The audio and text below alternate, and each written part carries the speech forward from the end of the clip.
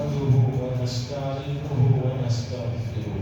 ونؤمن به ونتوكل عليه ونعوذ بالله من شرور أنفسنا ومن سيئات أعمالنا من يهده الله فلا مضل له ومن يضلله فلا هادي له ونشهد أن لا إله إلا الله وحده لا شريك له ونشهد أن سيدنا ونبينا ومولانا محمدا عبده ورسوله أرسله الله تعالى إلى كافة الناس بشيرا ونذيرا أما بعد فإن أصدق الحديث كتاب الله وخير الهدي هدي محمد صلى الله عليه وسلم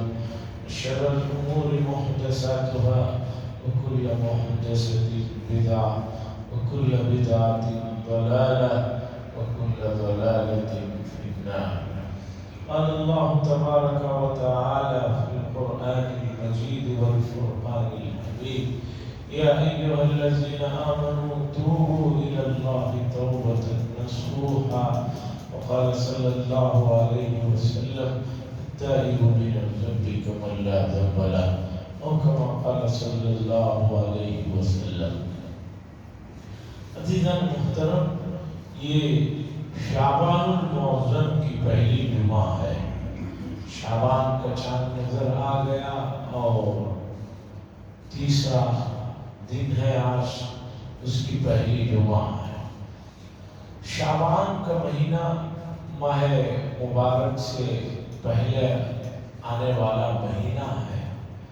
اس مہینے کے سلسلے میں ہمیں اسلامی تعلیمات کو دیکھنے سے پتہ چلتا ہے یہ مہینہ کافی عظمتوں اور بزرگیوں والا ہے. اور ایک بات آپ نے دنیا میں بھی دیکھی ہوگی، لاجک کہیے یا حقیقی ایک نیچرل بات ہے، بہت سے افیشل علاقوں کے ساتھ متصل جو علاقے رہتے ہیں ان کی ویلیو بھی بڑھ جاتی ہے. آپ نے دیکھا کہ کوئی بڑا افیشل پی ڈی اے کا ایریا ہے، اس سے لگ کر ایک سلم ایریا رہتا ہے، اس کے باوجود اس پی ڈی اے کے ایریے سے بازو بالکل لگے ہونے کی وجہ سے اس کی بھی ویلیو بڑھ جاتی ہے. ٹھیک اسی طریقے پر ماہ مبارک سے متصل ہونے کی وجہ سے فطری طور پر اس کا مقام اور اس کی حیثیت بڑھ جائے. اور ایک عجیب بات آپ نے دیکھی ہوگی، شعبان کا مہینہ رجب اور رمضان کے بیچ میں، رجب کا جو مہینہ ہے باتفاق علماء یہ اشہر حرم والا مہینہ ہے. یعنی وہ 4 مہینے جن کی عظمت حضرت ابراہیم علیہ السلام کے زمانے سے چلی آ رہی ہے، ان 4 مہینوں میں ایک مہینہ رجب کا ہے. 3 مہینے تو لگاتار ہیں، ذوالقعدہ، ذوالحجہ، محرم، 11، 12، 1، یہ رجب ہے. شعبان کا مہینہ ادھر بھی بڑا معزز ہے، رجب سے لگا ہوا ہے، اور ادھر بھی رمضان سے لگا ہوا ہے. یہ تو ہوئی ان 2 احترام والے مہینے کے بیچ میں ہونے کی وجہ سے، ادھر سے بھی جو ہے اس میں خوبیوں کی وجہ سے اس کا مقام ہے، ادھر بھی خوبیوں والا مہینہ اس سے جڑا ہوا ہے تو اس کا مقام ہے. دوسری بات اس مہینے کے بابرکت اور فضیلت والی ہونے کی وہ یہ ہے کہ ازواج مطہرات میں سے حضرت ام سلمہ رضی اللہ تعالی عنہ غالباً اس کے راوی ہیں، وہ فرماتے ہیں کہ رسول اللہ صلی اللہ علیہ وسلم کو ہم لوگوں نے رمضان کے بعد سب سے زیادہ روزے رکھتے ہوئے کسی مہینے میں دیکھا تو وہ شعبان کا مہینہ ہے۔ یہ روایت صحیح روایت ہے، سیاستہ کی روایت ہے، بے پرکی نہیں ہے۔ بہت سی چیزیں ہیں موجودہ زمانے میں، خاص طور پر سوشل میڈیا پر بے پرکی اڑتی رہتی ہے، ہر زمانے میں ایسا ہوتے رہتا ہے، لیکن اللہ محدثین کو جزائے خیر عطا فرمائے، انہوں نے ہر زمانے میں روایتوں کا مقام اور اس کی حیثیت، اسے نقل کرنے والوں کی جانچ پڑتال کر کے صحیح حدیثوں کو ہم تک بڑے اہتمام سے پڑھا ہے۔ آپ نے دیکھا ہوگا لوگ کہتے ہیں انقا پرندہ، ایک ایسا پرندہ ہے کہ پتہ نہیں کہاں ہوتا ہے، بڑا قیمتی ہوتا ہے۔ یہ بے پر کی بات ہے، اس نام کا کوئی پرندہ ہی نہیں ہے۔ اسی طرح کہتے ہیں سرخاب کے پر، سرخاب بھی کوئی پرندہ ہے، وہ اتنا قیمتی ہے کہ اس کے پر کو پہلے بادشاہ لوگ جو ہے اپنے وہ تاج میں لگاتے تھے۔ یہ پرندہ ہوتا ہے سات سمندر جہاں ملتے ہیں وہاں کہیں یہ پایا جاتا ہے۔ یہ بے پر کی بات ہے، سات سمندر کہیں جا کر ملتے ہی نہیں، دو سمندر ملتے ہیں، سات سمندر کیسے کہیں بھی آ کر دنیا میں ملتے ہی نہیں، اڑا کے رکھا ہے۔ اسی طرح کوئی خاف، ایک کوئی پہاڑ ہے، سونے کا پہاڑ ہے، کہاں ہے نہیں مانتے۔ یہ سب بے پر کی باتیں ہیں۔ تو بے پر کی باتوں کو چھوڑیے، میں حدیث کی بات بتا رہا ہوں کہ صحابہ فرماتے ہیں کہ ہم نے رسول اللہ صلی اللہ علیہ وسلم کو رمضان کے بعد سب سے زیادہ کثرت سے روزے رکھتے ہوئے جو دیکھا ہے وہ شعبان کا مہینہ، لگاتار 15 دن 20 دن آپ شعبان میں روزہ رکھتے،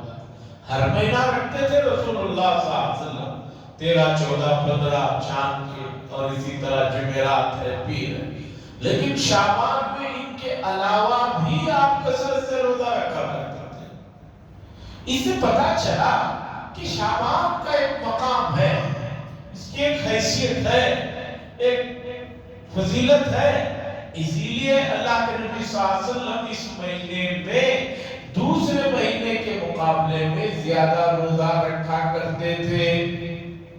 ایک تو یہ فضیلت کی بات ہے، دوسری بات یہ ہے کہ شعبان المعظم جو بالکل 15ویں رات ہے، 14واں دن گزرنے کے بعد جو 15ویں شب آتی ہے،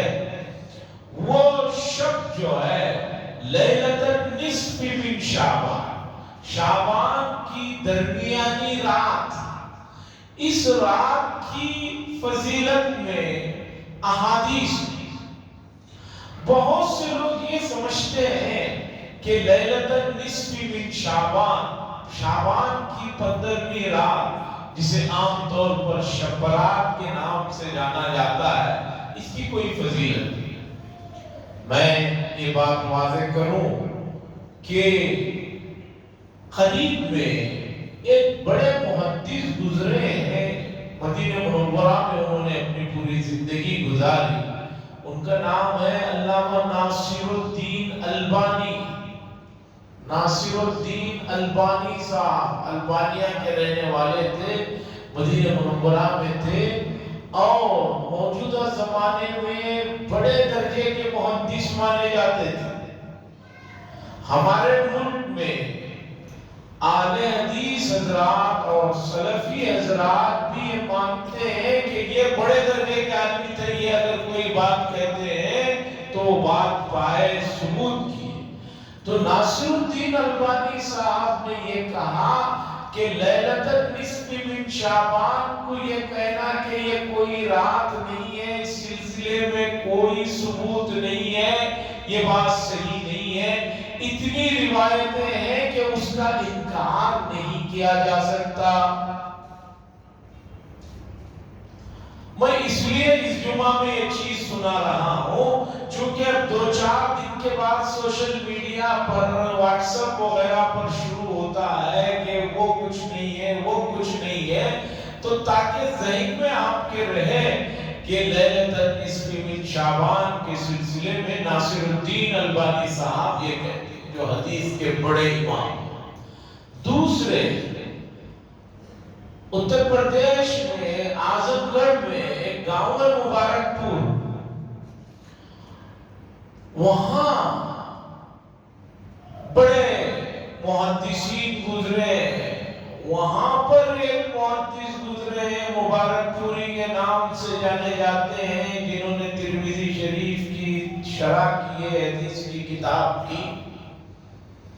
یہ عالم بھی ایسے ہیں جن کو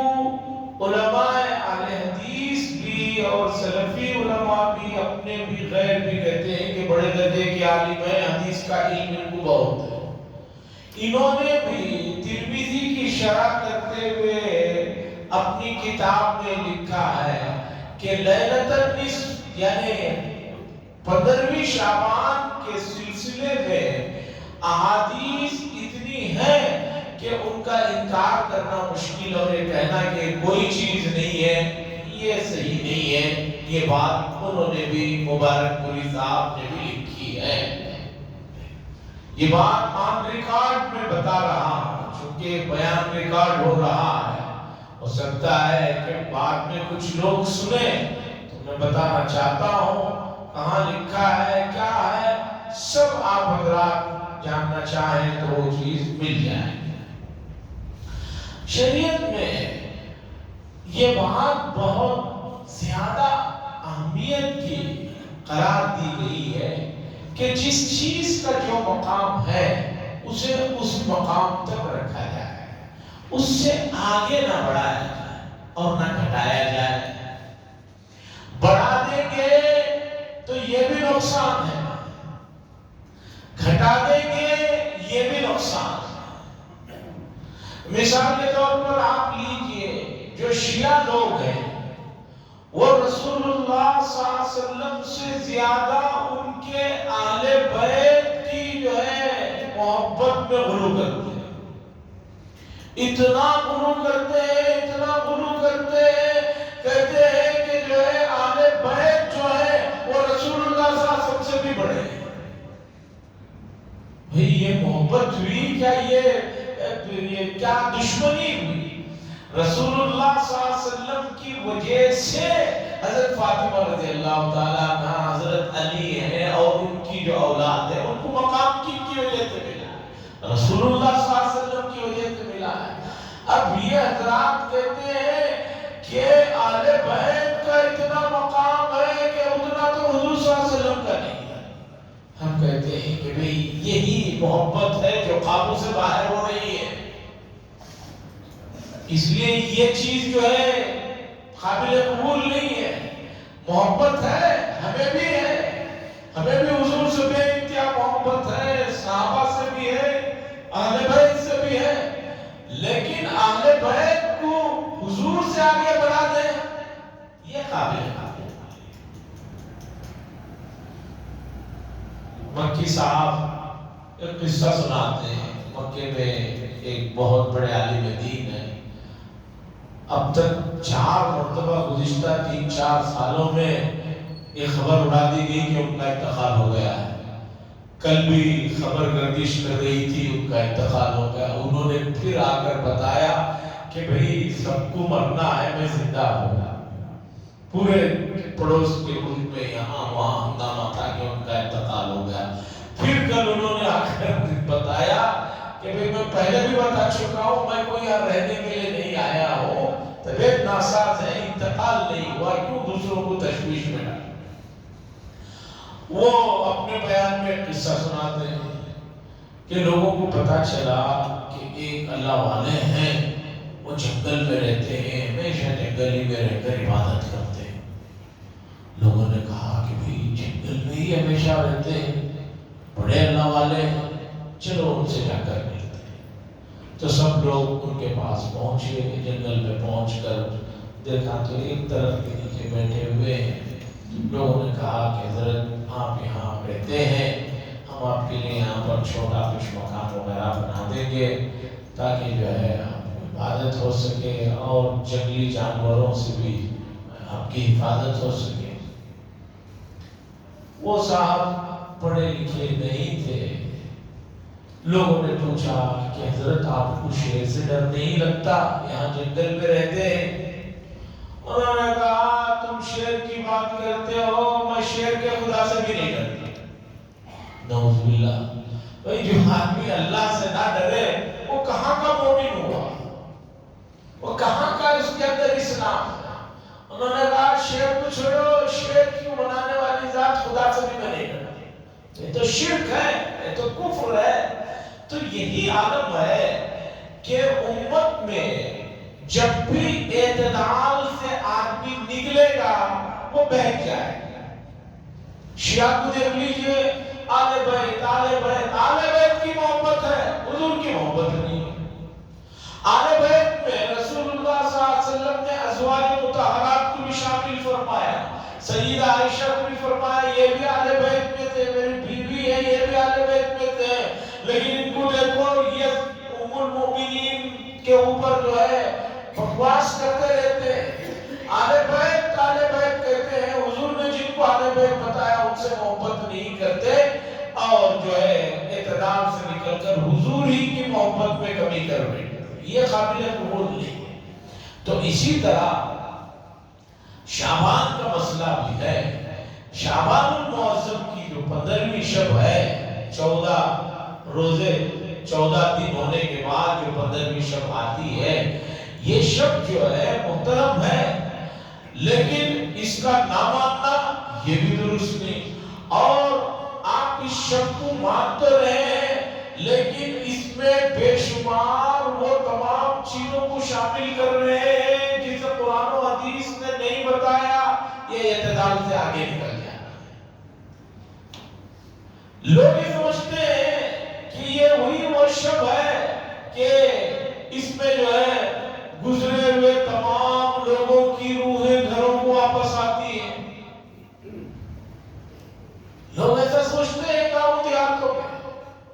اور اہتمام کرتے ہیں، یہ بھی صحیح نہیں ہے۔ اور بہت سارے لوگ سمجھتے ہیں نہیں ہمیں اس دن جا کر قبرستان میں حاضری دینا ہی ہوگا، اس لیے کہ اس دن ہی ایک ایسا دن ہے جس دن جو ہے روحیں ہماری بات کو سنتی۔ ارے آپ کبھی بھی اپنے مرحومین کے لیے کچھ نثار ثواب کریں، اللہ تبارک و تعالیٰ اسے پہنچاتے ہیں۔ کبھی بھی کیجیے، آپ کہیں سے بھی کیجیے،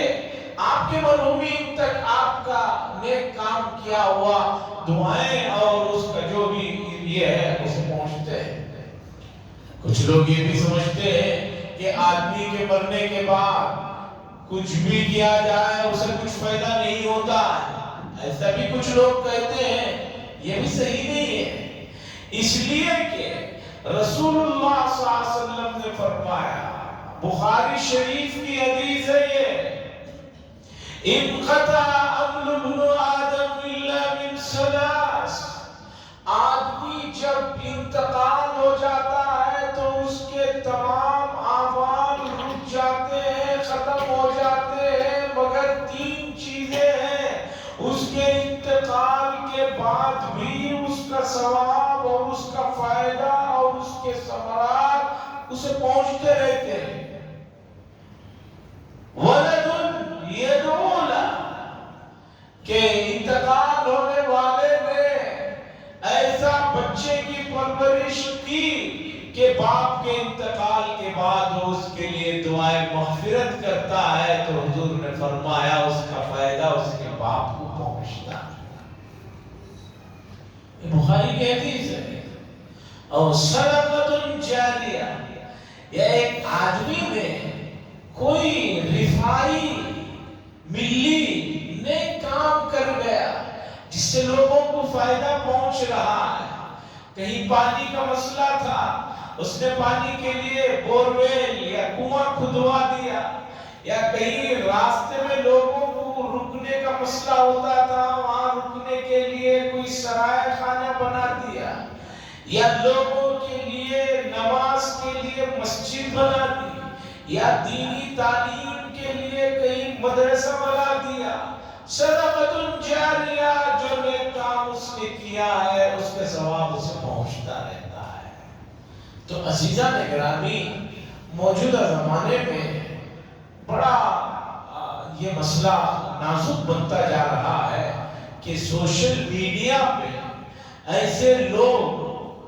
جن کو کچھ پتا نہیں ہے، جنہیں کچھ نہیں آتا جاتا ہے، صحیح سے قرآن مجید دیکھ کر پڑھنا نہیں آتا، صحیح سے قرآن مجید دیکھ کر پڑھنا نہیں آتا، حدیث کی تو بات ہی چھوڑیے، وہ بہت بات کا نمبر ہے، خود قرآن صحیح دیکھ کر پڑھنے نہیں آتا۔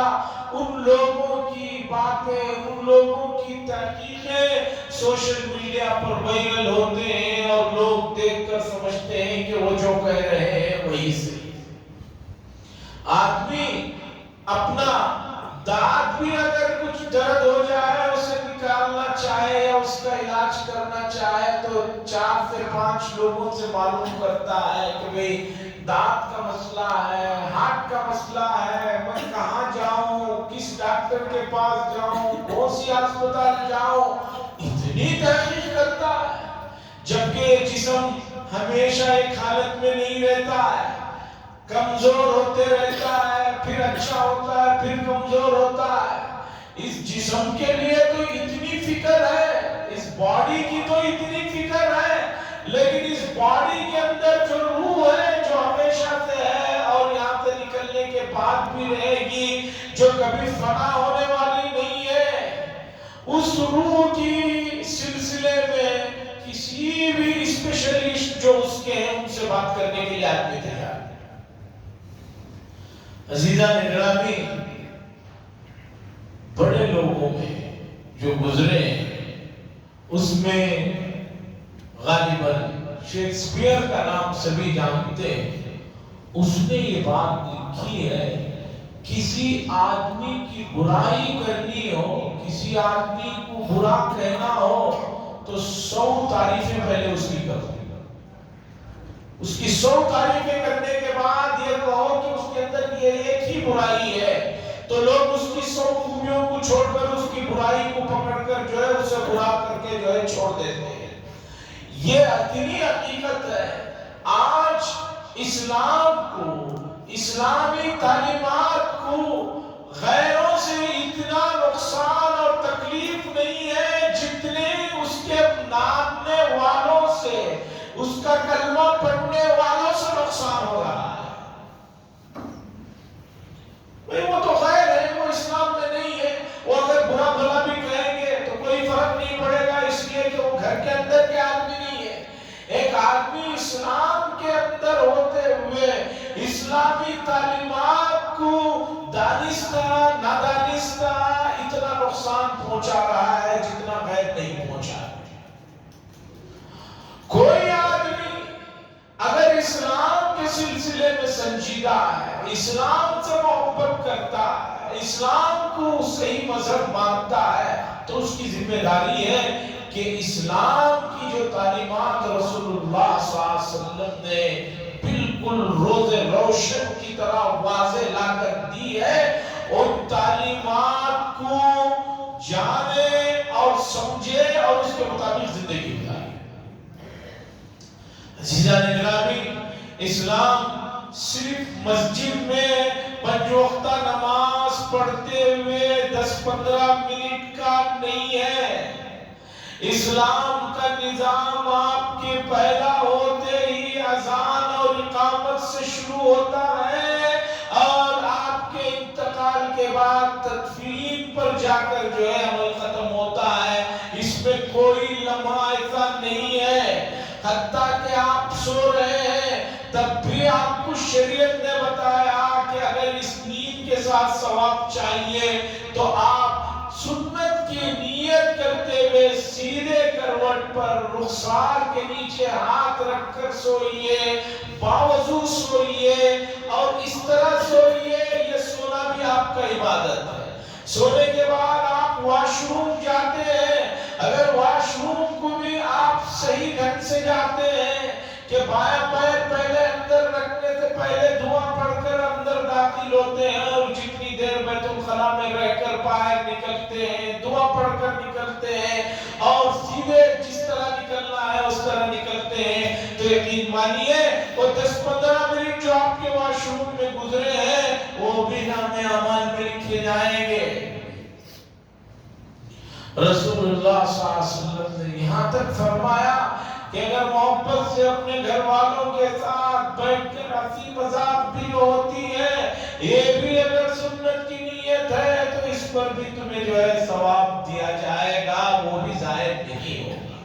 تو اسلامی تعلیمات جو ہے وہ صرف مسجد میں 5 وقتہ نماز کے ساتھ اگر کوئی سمجھتا ہے تو وہ صحیح سمجھ نہیں ہے۔ اسلامی تعلیمات جو ہے انسان کی پیدائش کے ساتھ ہی شروع ہو کر اس کی تدفین تک رہتے ہیں، لیکن کوئی آدمی اگر اس کو نہ جانے، 50 سال زندگی گزر گئی، 40 سال گزر گئی، 60 سال گزر گئی، اور آدمی کہہ رہا ہے کہ مجھے کسی نے بتایا نہیں، مجھے معلوم نہیں، یہ نہ معلوم ہونا، نہ کسی کے بتانا، یہ اللہ کے یہاں کوئی عذر قابل قبول نہیں۔ اللہ نے ہر انسان کو بنیادی اور بیسک اتنی عقل دی ہے کہ وہ صحیح اور غلط کو سمجھ سکے۔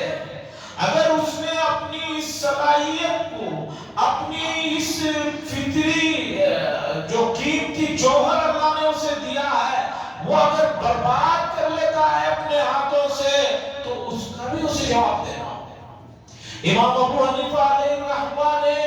اپنے عقائد کی کتاب میں مسئلہ لکھا ہے کہ اللہ فرماتے ہیں فطرت اللہ الذی فطر الناس علیہا، کہ اللہ نے ہر انسان کو فطرت پر پیدا کیا ہے، صحیح سمجھ پر پیدا کیا ہے، اور اسی کو بخاری شریف کی حدیث میں حضور نے فرمایا کل مولود یولد علی الفطرہ، ہر بچہ فطرت پر پیدا ہوتا ہے۔ حضرت امام ابو حنیفہ علیہ الرحمہ نے فرمایا اگر کوئی بچہ جنگل میں پیدا ہوا، پیدا ہونے کے بعد اس کے ماں باپ اسے وہاں سے چھوڑ کر چلے گئے، وہی بچہ اس کی پرورش جنگل میں ہوتی ہے، اس نے کسی انسان کو کبھی نہیں دیکھا، اگر وہ بچہ اسی حالت میں بھی اگر جنگل میں بڑا ہو اور اگر وہ اسلام پر اس کا انتقال نہ ہو تو وہ اللہ کے ہاں یہ نہیں کہہ سکتا کہ اللہ آپ نے میرے پاس اسلامی تعلیمات دے کر کسی کو نہیں بھیجا، یہ نہیں کہہ سکتا، اس لیے کہ اللہ نے ہر انسان کو فطری طور پر نیچرل اتنی عقل دی ہے کہ وہ اللہ کو جان سکے اور اللہ کی صفات کو جان سکے اور اس پر ایمان لائے۔ عزیزان گرامی، معمولی جانور، معمولی پرندے چرندے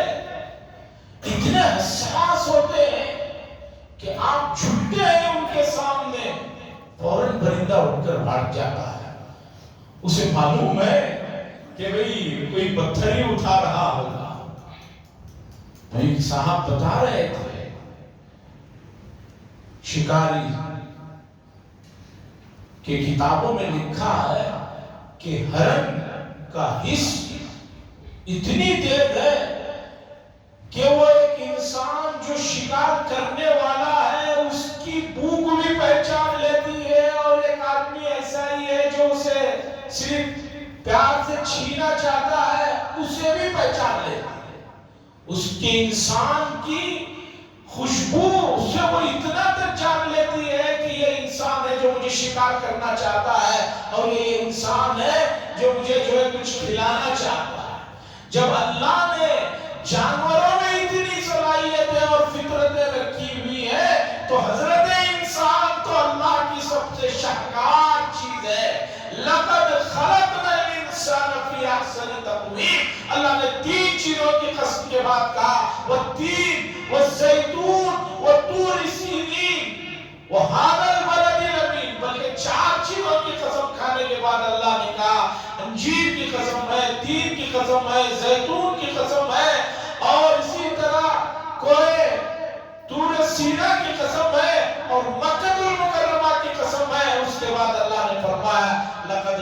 خلقنا الانسان فی احسن تقویم، اتنی چیزوں کی قسم کے بعد ہم کہہ رہے ہیں کہ ہم نے انسان کو بڑے بہترین اور شاہکار انداز میں اس کی تخلیق فرمائی ہے، ایسی تخلیق کہ آدم علیہ السلام سے لے کر آج تک اس میں کوئی رد و بدل نہیں ہوا۔ ورنہ کمپنیاں ایک چیز بناتی ہیں، چاہے 1 سال کے بعد کہتی ہیں کہ نہیں بھئی اس میں ہم نے تھوڑی چینجز لائے ہیں، 2 سال کے بعد کہتے ہیں اس میں تھوڑا چینجز لائے ہیں۔ مثال کے طور پر موبائل فون کو لے لیجئے، 20 سال سے یا 25 سال سے جب سے موبائل آیا ہے اب تک اس میں کتنے چینجز آئے ہیں، کتنا بڑا تھا، کتنا چھوٹا سائز ہوا، کتنا لمبا انٹینا تھا، کیا کیا تھا، کتنے چینجز آئے۔ لیکن حضرت انسان کو دیکھ لیجئے، آدم علیہ السلام سے لے کر اب تک ہر انسان کو وہی 2 آنکھیں ہیں، وہی جگہ 2 کان ہیں، ناک ہے، ہاتھیں ہیں، دل وہی ہے، پیر وہی ہے، کوئی چینجز نہیں آئے۔ یہ ہے لقد خلقنا الانسان فی احسن تقویم، کہ ہم نے انسان کو بہت ہی لاجواب اور بے نظیر اور شاہکار بنایا۔ اتنا بنایا تو اس کی کچھ ذمہ داری ہے کہ اس بنانے والی ذات کو جانے، اس بنانے والی ذات کو پہچانے، اور جاننے اور پہچاننے کے بعد اس کے حقوق کو جانے۔ اور یہ سب چیزوں کا تعلق آدمی کی ابتدا ہوتی ہے مسجد سے ہونا چاہیے، اللہ کے گھر آنے سے ہونا چاہیے۔ عزیزان گرامی، اللہ تعالیٰ نے ایک ایسا مہینہ ہمیں عطا فرمایا کہ جس مہینے کی بڑی قدر و قیمت ہے، لیکن اس سے پہلے بھی ایک مہینہ شعبان المعظم کا دیا کہ بھئی یہاں آ کر آدمی بیدار ہو جائے، مستيقظ ہو جائے اور ہوشیار ہو جائے، آگے چیک پوائنٹ آنے والا ہے۔ اگر یہاں بھی بیدار نہیں ہوا، یہاں بھی مستيقظ نہیں ہوا، یہاں بھی وہی غفلت میں رہا تو بہت بڑے خسارے میں رہے گا۔ عزیزان گرامی، امت مسلمہ جن حالات سے دوچار ہے، ان حالات میں ایک مشورہ ہمارا بھی ہے۔ آپ نے بہت سے لوگوں کے، دانشوروں کے، دوسروں کے، تیسروں کے مشورے، اپنوں کے، غیروں کے سب سن رہے ہیں، اور سب مشورے اپنی جگہ ٹھیک ہے، ہمیں اس سے انکار نہیں ہے، لیکن میں قرآن و حدیث کا ایک چھوٹا سا طالب علم ہونے کی حیثیت سے، تاریخ کا جو تھوڑا بہت مطالعہ اسلام کا ہے اس کی حیثیت سے ایک چھوٹی سی بات کرتا ہوں کہ ان تمام حالات میں، اور خوشی کے ہوں یا غم کے ہوں، پریشانی کے ہوں، ہمیں قرآن و حدیث نے ایک چیز واضح سکھائی، وہ یہ ہے کہ اللہ سے اپنا رابطہ بنا لیجئے، اللہ سے اپنا تعلق کر لیجئے، بس سب مسائل کا حل یہ ہے۔ اس کوئی اس سے بڑھ کر مسئلہ نہیں۔ سب چیزوں کو آپ نے آزمایا، اس چیز کو بھی آزمائیے، پورے معاشرے کو، پورے خاندان کو، پورے محلے کو اللہ کے ساتھ وابستہ کر دیجئے، اور اپنا ہر مسئلہ اللہ کے سامنے رکھنے کا ماحول بنا لیجئے۔ انشاءاللہ العزیز مسائل کا